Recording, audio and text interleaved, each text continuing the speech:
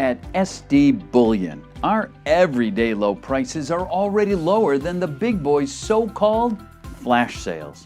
One of the fastest growing bullion companies in the country, SD Bullion, just claimed a spot on the prestigious Inc. 500. So you have to ask yourself, why haven't you joined over 30,000 new customers who've recently made the switch to SD Bullion for the lowest gold, silver, and platinum bullion prices? To learn more, go to www.sdbullion.com and enjoy the lowest prices in the precious metals industry, period.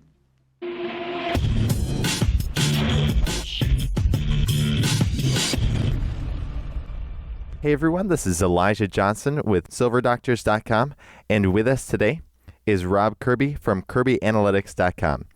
Rob, thank you so much for joining us today. Pleasure to be with you, Elijah, and just want to say congratulations to you and your fellow countrymen. A great victory for humanity and for the good people of the United States of America last night with the election of Donald Trump. Definitely, and the Trump win last night really pretty much left me speechless. I was looking at the news and couldn't believe what was happening. You know, beforehand I was saying I think it's very possible that he could win and there would be this upset, but in my heart of hearts I was very concerned that Hillary Clinton would end up winning. But I was just speechless and couldn't believe what I was seeing. I was constantly thinking, am I dreaming? Am I dreaming? No, I'm not. This is reality. And I think it left a lot of people also, you know, in the mainstream speechless as well. It was just an amazing night last night. I guess just what is your initial reaction to the Trump win? My initial reaction was I was quite amazed that it actually happened too, because I'm very aware that there was a considerable amount of fraud in the results that we ultimately saw.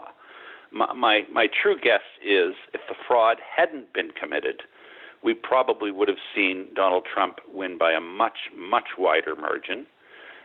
But we know that there was widespread incidences of with the machine voting, machines flipping votes from Trump to Clinton. We do know that because as revealed in the WikiLeaks I believe it was actually the Project Veritas releases, we're very aware that the Democratic apparatus were busing people from jurisdiction to jurisdiction to have multiple votes in different jurisdictions to try and pad their win. And it's also noteworthy that there were no incidences reported anywhere of Clinton votes being flipped by machines to Trump, and so it's amazing that Trump probably won, and I can only say that his win was a landslide victory, and the fraud made it look close. And but you know what? It's nice to see that justice has prevailed, and the rightful winner was declared last night, and Trump is going to be your new president. Yeah, I mean, it's just amazing if you look back at this whole campaign. You know, in the summer of 2015, Donald Trump announced his candidacy. I thought it was a joke. Almost everyone else thought it was a joke. People were laughing about it. And he just kept winning and winning. He defied all odds. He defied the media. The other thing is that everyone was against him. The Republican establishment even was against him. The Democrats, the media, everyone was against him, but he defied all odds. What is your perspective on that? Well, my perspective on it is that the Democrats really beat themselves. I mean, listen, Hillary Clinton was not favored by her own party. Hillary Clinton stole the Democratic nomination from Bernie Sanders.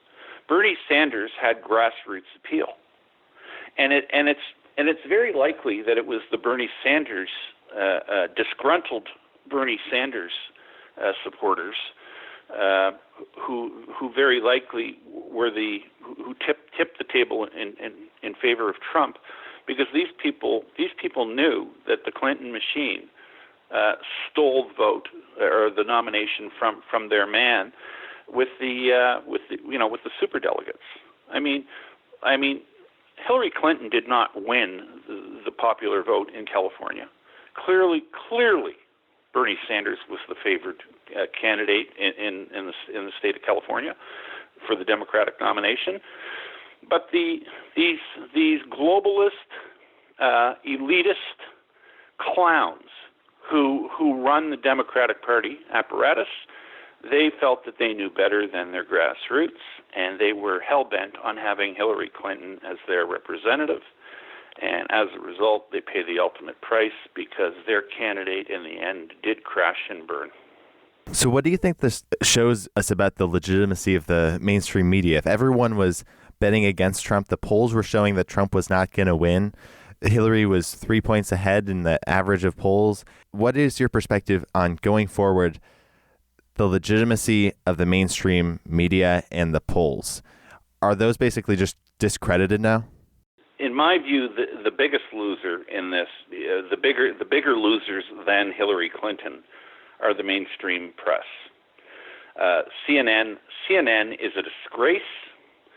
The NBC's, CBS's, ABC's, the New York Times, the Washington Post. These organizations have been shown to be the shill propagandists that they really are. Their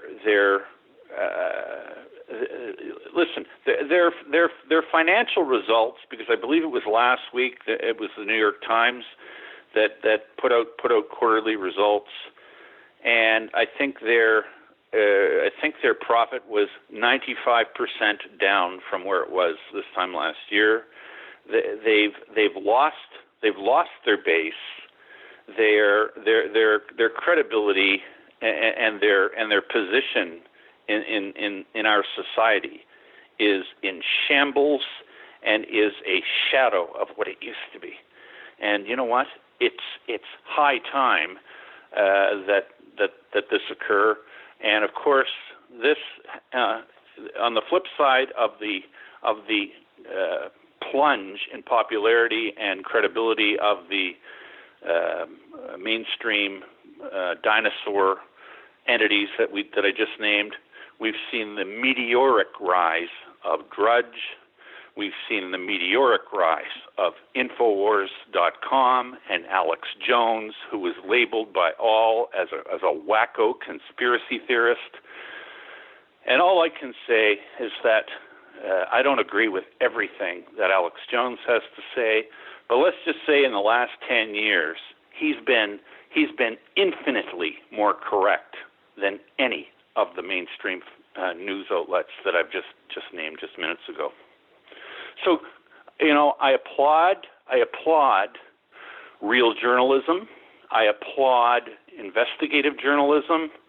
And isn't it good to know that the internet, which was created by the establishment for the establishment, has fallen into the hands of we the people, and we the people are using it,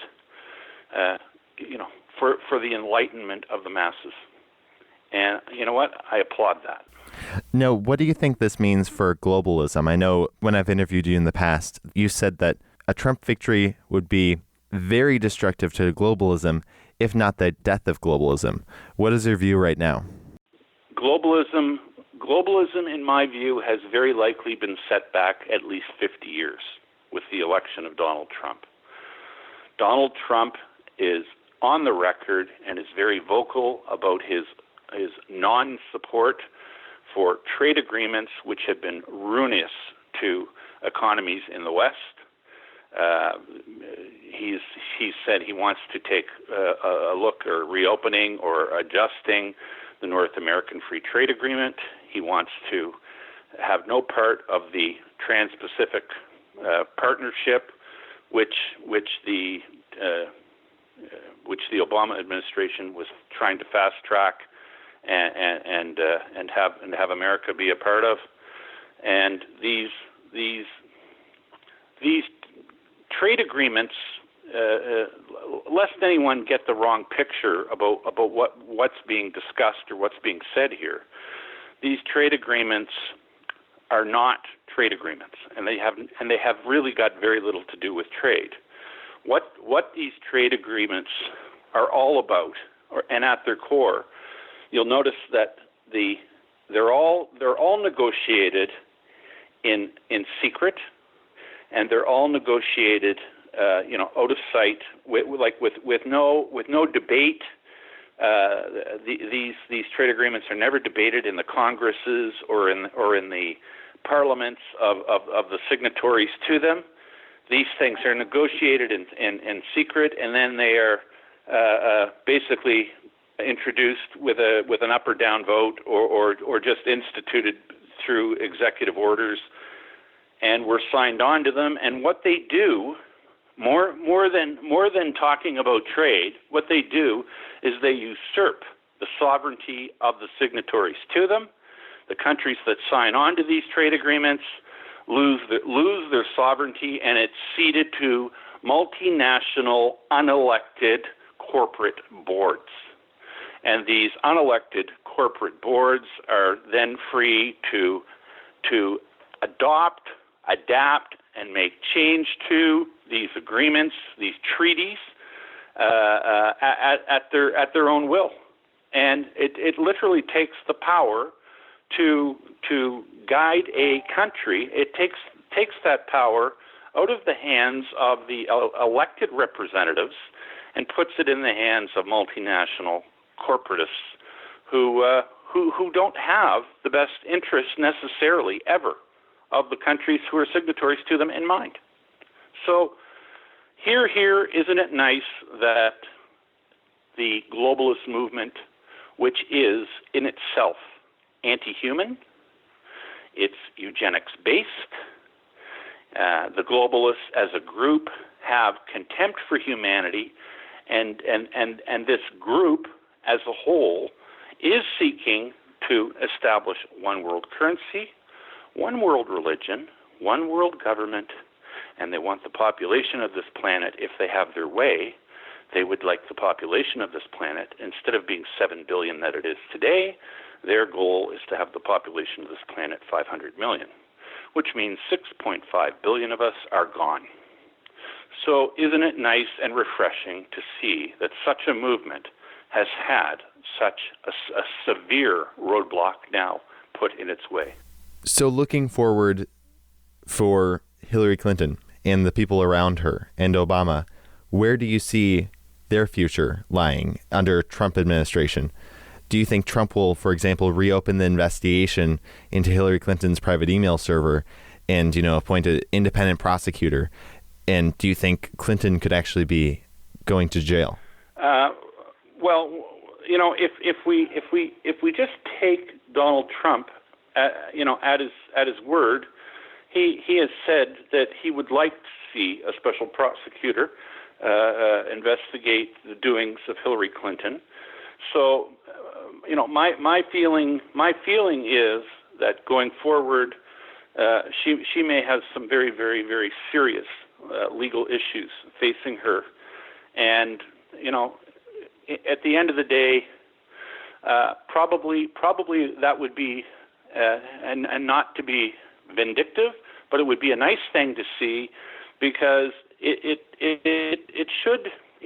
there should be an example made of what happens when you commit the clear and obvious crimes that Hillary Clinton has committed. I mean, listen, her own choice of her own crony, who heads the FBI, made indicting remarks about her, but then refused to recommend she be indicted. So, let the chips fall where they may, and let justice, be rendered. And I do believe that justice will be rendered. And I think that everybody, and it's a big crowd of people around Hillary Clinton are going to be facing some very, very difficult legal challenges in the very near future. Now, I'd like to talk a little bit about the acceptance speech by Trump and the concession speech by Hillary Clinton. Last night, actually it was early this morning when Trump gave his acceptance speech, I think it was extremely respectful. I think it was a contrast to a lot of, he's been very brash throughout this campaign. I think he gave an amazing speech. He talked about the division in America that we see and the need to unite America. Regardless of our differences, we need to unite behind the will of the people. And I think Trump really spoke to that last night. And I guess, what is your perspective on Trump's acceptance speech and also Clinton's concession speech that she gave just earlier today? I would agree with your characterization of Trump's acceptance speech in the wee hours of this morning as statesmanlike, and maybe Donald Trump has a little bit of statesman in him. He's pretty quick on the uptake. I do believe him to be a very, very smart man, and I do believe him to be a very, very balanced individual in terms of doing what's right and what's fair. Hillary Clinton, on the other hand, I would characterize her concession speech, if you can call it a concession speech, as basically the embodiment of what she has demonstrated throughout this campaign. The bitterness of an old hag who likes to fashion herself and put forward a picture of her being the champion of women and of feminists, and frankly, she is a very poor example of either of those two things. She's not the champion of women. She's not the champion of kids. There are allegations and a whirlwind of incriminating emails that says that she's involved in everything from Satanist practices to involvement with pedophilia stuff, which is beyond sickening. And that's something she's going to have to square with her own conscience, and very possibly with legal repercussions as they go forward. But all I can say is good riddance to her. Now, one other thing I'd like to discuss with you is about the markets. Last night, as the results were coming in, and it started to look like Trump was going to win, and then it was practically certain that Trump was going to win, the Dow futures collapsed. They went down about 700 points, and gold was also up. But then if you look this morning, the Dow is up and the gold is down. What happened here? Well, gold's not down yet, but I mean, let's say yet, but it's way, way off its highs. And of course, the Dow futures, I saw them down at one point, down 750 points, and now the Dow Jones this morning is up. As I'm looking at the TV set right now, up 170 points. So we've seen a swing of about 900 points plus in the fortunes of the Dow in just a few short hours. And gold at one point last night was up, I think, $65 or thereabouts, and now I think it's up $5 or $6 now. So it's been slammed back into its.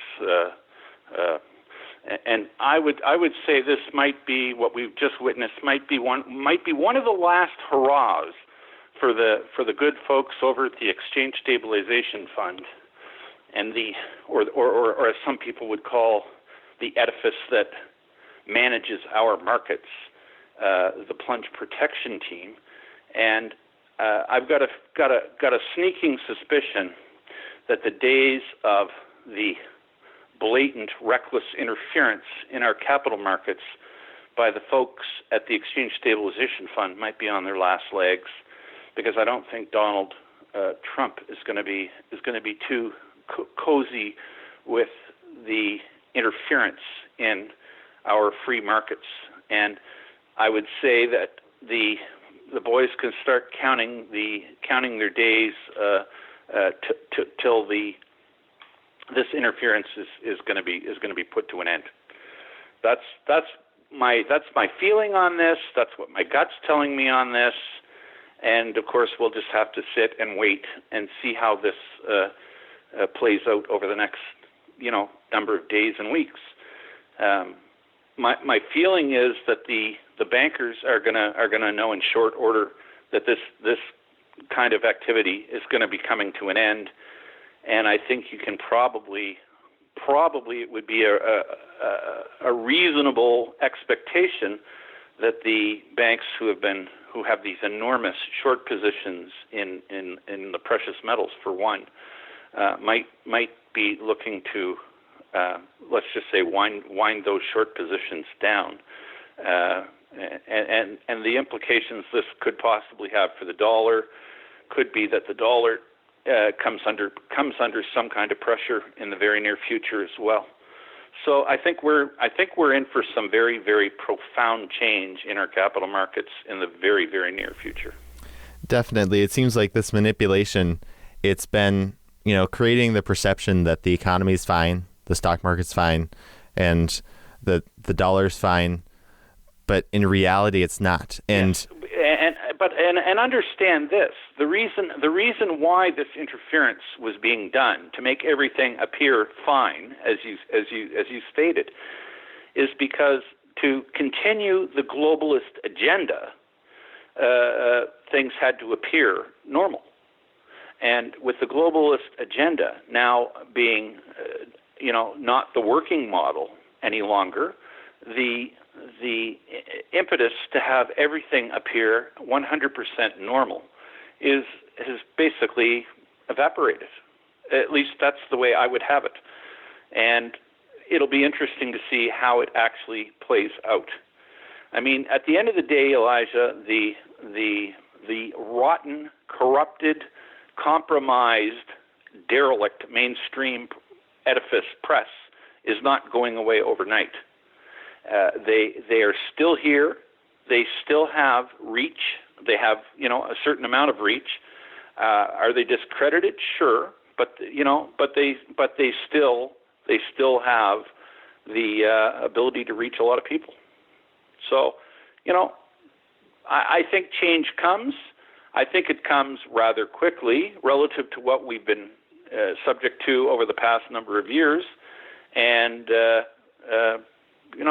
but it will take a bit of time for things to change, and things will change and will get different, and I do believe in very short order. Now, do you see this transition being painful? I know you said that the dollar could come under pressure. What about like the stock market also? It's almost like the economy, it's a drug addict right now. We're going to take the economy off of drugs. It's going to be painful, but when we reemerge, it'll be for the better. I believe so. Donald Trump is on notice, or has put, I believe, is let's just say he's not exactly Federal Reserve friendly. He's been very critical of the Federal Reserve, and to the extent that the Federal Reserve has been dictating, or to a lot of people's minds, the Federal Reserve has been dictating low interest rates and has been propping up markets. I mean, my personal view is that much of this comes at the insistence of the Exchange Stabilization Fund and the U.S. Treasury. My view is that it's the Treasury that really controls the markets through the Exchange Stabilization Fund, and it's the Fed that just ferrets the orders of the Treasury out to the free market, and the banks that actually do the heavy lifting. But I mean, I don't believe that Donald Trump is going to be okay with the manhandling of markets by officialdom, whether it's the Treasury or whether it's the Federal Reserve. So I look for big changes in that kind of activity in the very near future. All right. Well, Rob Kirby, thank you so much for joining us today. Before we let you go, did you want to share any last thoughts with our viewers and where they can find you online? You can find me online at kirbyanalytics.com, and all I can say is that I think that this is an amazing development for the betterment of mankind, and I'm so very, very happy that America has made what I believe is the best choice they could have made under the circumstances, and I do believe that America has a fighting chance to right their house now.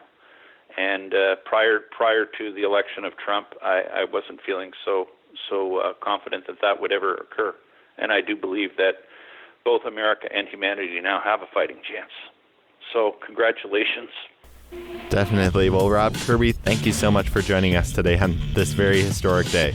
My pleasure being with you.